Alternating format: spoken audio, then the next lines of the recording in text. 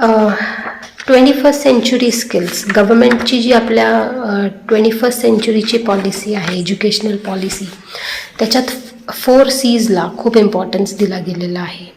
कुठले आहेत ते 4 C's? तर critical thinking, creativity, collaboration, communication. मग याच्या अंडर बऱ्याच गोष्टी मुलं शिकतात, जसं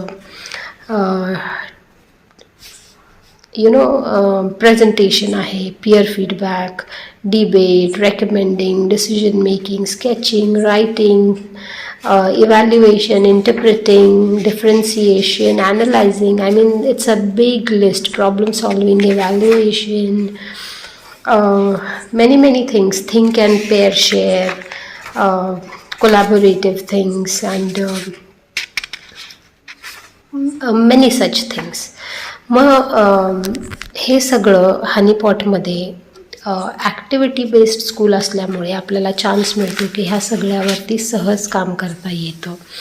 आणि या वर्षीपासून तर आम्ही एक महत्त्वाची गोष्ट अशी सुरू केली आहे की आम्ही कुठल्या मुलाचं ह्यापैकी कुठलं स्किलचं आपण थोडंसं काय म्हणतो ग्रेडिंग करतो आहोत. आणि त्या पालकांना मंथली किंवा एक 2 months or 1.5 month जसं काही ते स्केड्यूल राहतं सुट्ट्यांचं म्हणा, किंवा एक सबस्टॅन्शियल डेज ऑफ लर्निंग झाल्यानंतर, गुड अमाऊंट ऑफ ॲक्टिव्हिटीज झाल्यानंतर, की जेणेकरून त्याचं सगळे त्याला ॲनलाइज करून आपण हे स्किल्स मुलांचे इव्हॅल्युएट करू शकतो. तर आम्ही एक वेगळी मार्कलिस्ट याची आपण म्हणू शकतो देतो पालकांना. आणि याचा फायदा काय होतो, तो आपलं बाळ नक्की कुठल्या स्किलमध्ये चांगलं आहे आणि 21st सेंचुरीला जे खूप गरजेचे स्किल्स गव्हर्मेंटकडून सांगण्यात आलेले आहेत. मग एखादं स्किल आपल्याला दिसून आलं की तिथं कुठेतरी बाळ कमी पडतं आहे, तर त्याच्यावरती काम करायला मदत होती.